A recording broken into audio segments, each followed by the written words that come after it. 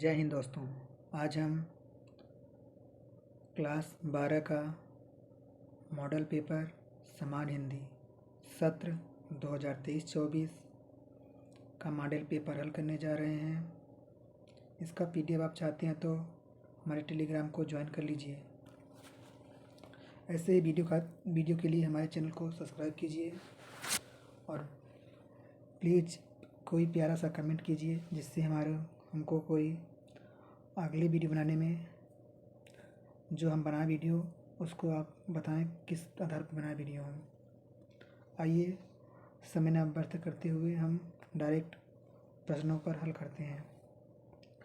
आपका निर्देश है, समय है इसमें 3 घंटे 15 मिनट,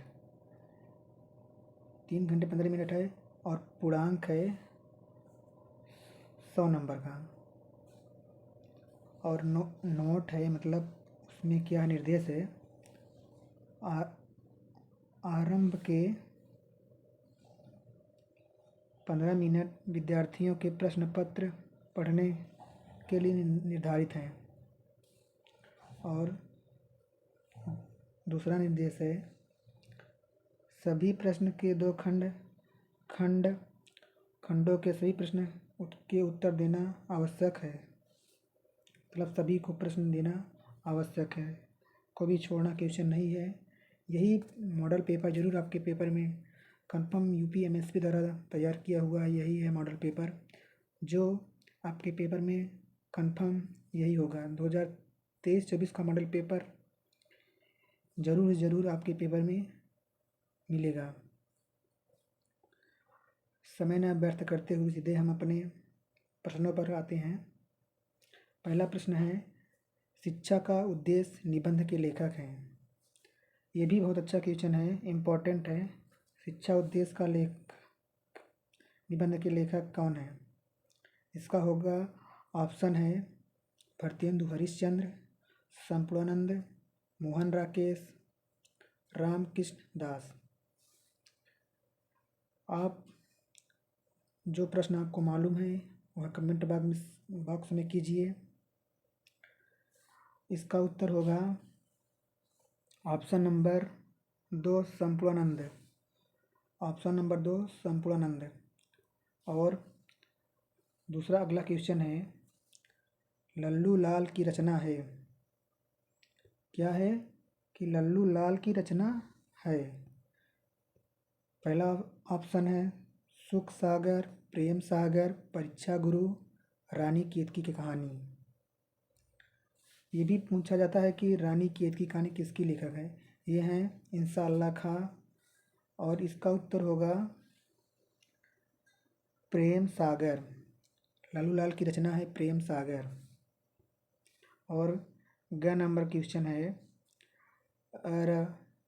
पर्दा कहानी के लेखक हैं, मतलब पर्दा कहानी के लेखक कौन है? उसका ऑप्शन है प्रेमचंद, जयशंकर प्रसाद, अमरकांत, यशपाल। इसका उत्तर होगा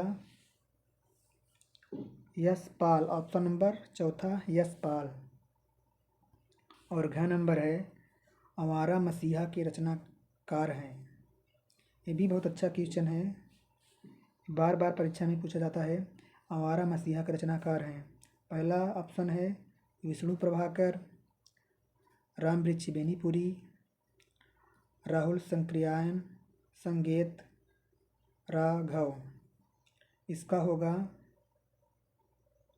option number 1 Rahul Prabhakar, Vishnu Prabhakar, sorry बच्चों, विष्णु प्रभाकर होगा, निकल गया था।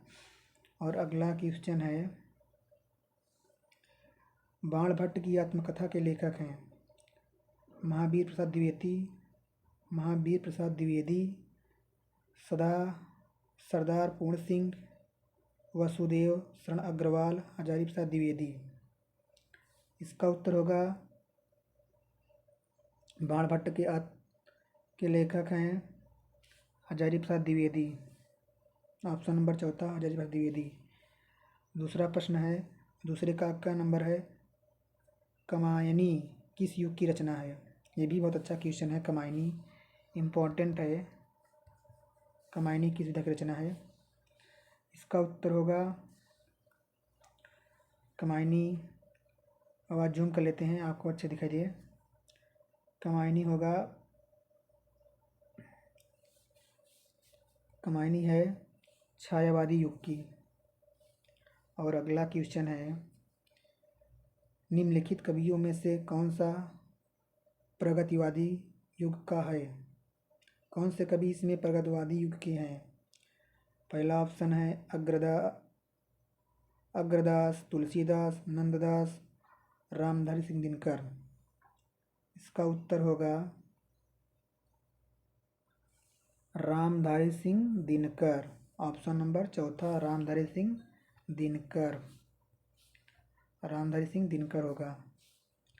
और तरसप्तक का प्रकाशन वर्ष है। तरसप्तक का प्रकाशन वर्ष है 1941 ईस्वी, 1943 ईस्वी, 1954 ईस्वी, 1947 ईस्वी। इसका होगा ऑप्शन नंबर दूसरा 1943 ईस्वी। ये भी अच्छा क्वेश्चन है। और द्विवेदी युग की रचना नहीं है। पहला ऑप्शन है प्रीप्रवास, दूसरा है सांकेत, तीसरा है भारतीय कमायनी। इसका होगा प्रीप्रवास। द्विवेदी युग की रचना नहीं है। ये भी है द्विवेदी युग की रचना, ये नहीं है। ये है द्विवेदी युग की रचना, ये भी है, ये है, ये नहीं है। इसलिए यही उत्तर आपका सही होगा, प्रीप्रवास। और अष्टछाप के कवियों का संबंध भक्तिकाल की राम भक्ति शाखा से, ज्ञानाश्रयी शाखा से, प्रेम श्रयी शाखा से, कृष्ण भक्ति शाखा से। इसका उत्तर होगा कृष्ण, चौथा ऑप्शन कृष्ण भक्ति शाखा से। अब आपके गद्यांश के प्रश्न आ गए हैं। इसके भी हम वीडियो बनाएंगे बड़ी जल्दी ही। और आपके लिए पेपर देख लीजिए। और जीवन परिचय इम्पोर्टेंट है आपके लिए। हजारी प्रसाद द्विवेदी है, यह हर बार आचार्य प्रसाद द्विवेदी का इम्पोर्टेंट है, याद कर लीजिए। और मैथिली शरण गुप्त है, सुमित्रानंद पंत है, रामधारी सिंह दिनकर है। सभी लोगों का याद कर लीजिए, आपके पेपर में बार बार पूछा जाता है। और है आपके लिए निबंध,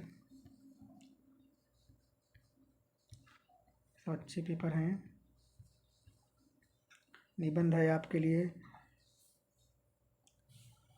पहला है देश में बेरोजगारी की समस्या, अभी इम्पोर्टेंट है। वृक्षारोपण के महत्व, और है सभी महत्व हैं। और पर्यावरण पे याद कर लीजिएगा, ये भी बहुत इम्पोर्टेंट है। ये भी बहुत बार बार पूछा गया है, पर्यावरण प्रदूषण पे निबंध। Thank you. प्लीज़ चैनल को सब्सक्राइब कर दीजिए और बेल आइकन दबाना न भूलें। ऐसे ही वीडियो देखने के लिए हमारे चैनल को सब्सक्राइब कर दीजिए। Thank you.